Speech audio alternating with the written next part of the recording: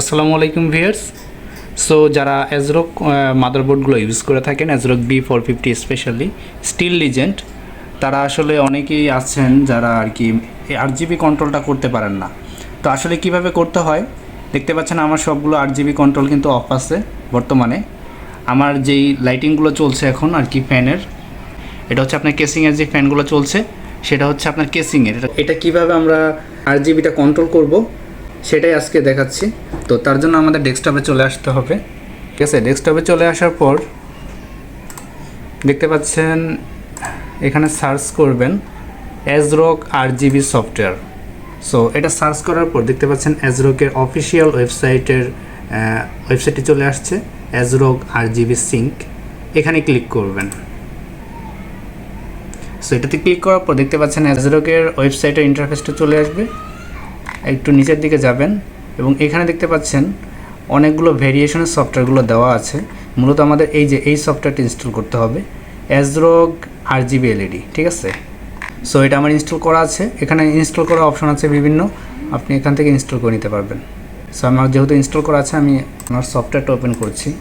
যে দেখতে পাচ্ছেন ASRock পলিক্রোম সিঙ্ক, ওইখানে ASRock পলিক্রোম সিঙ্কও আছে, আপনি সেটা ডাউনলোড করে নেবেন। ঠিক আছে, সো এটা হচ্ছে আমাদের সফটওয়্যার ASRock পলিক্রোম সিঙ্ক।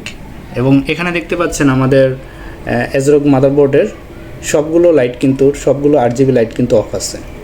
ঠিক আছে, দেখতে পাচ্ছেন IO পোর্ট এবং এখানে M.2 এবং র্যামের যে লাইটগুলো আছে সেটাও কিন্তু অফ। সো এখন আমরা কন্ট্রোল করি। এখানে দেখতে পাচ্ছেন অফ মোড। এখন আমরা DRM-এ ক্লিক করব এবং তারপর অফ মোডে ক্লিক করব। এখানে যদি আমরা একটা স্ট্যাটিক কালার সিলেক্ট করি তাহলে দেখতে পাচ্ছেন এখানে একটা স্ট্যাটিক কালারে এগুলো কিন্তু লাইটগুলো জ্বলে আসছে। এখন কিন্তু দেখতে পাচ্ছেন সবগুলো কিন্তু জ্বলছে। সো এখান থেকে বিভিন্ন মোড আছে, ব্রেথিং, এবং এরপর আছে স্ট্রোকে ক্লিক করলে এরকম ব্লিঙ্ক করবে। তারপর আছে সাইকেলিং, এরপর বিভিন্ন আছে। এখান থেকে আপনারা যেটা ভালো লাগে সেটা করবেন। তো সব থেকে ভালো আমার কাছে যেটা সব থেকে ভালো লাগে সেটা হচ্ছে রেইনবো। এটাতে ক্লিক করলে দেখতে পাচ্ছেন আপনার যে লাইটিংগুলো খুব সুন্দরভাবে খুবই স্লোলিভাবে ব্লিঙ্ক করবে। এটা খুবই ভালো লাগে আর কি দেখতে। ঠিক আছে, আপনাদের পছন্দ মতো আপনারা আর কি লাইটিংটা করে নেবেন যেটা আপনার ভালো লাগে।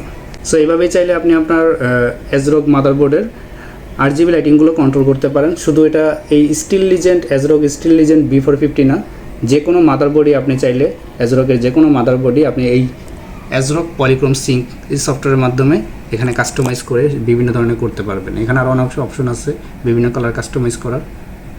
সো আজকে এই পর্যন্তই, দেখা হচ্ছে পরের কোনো ভিডিওতে। যদি ভিডিওটি ভালো লেগে থাকে তাহলে অবশ্যই চ্যানেলটি সাবস্ক্রাইব করে রাখবেন। ধন্যবাদ।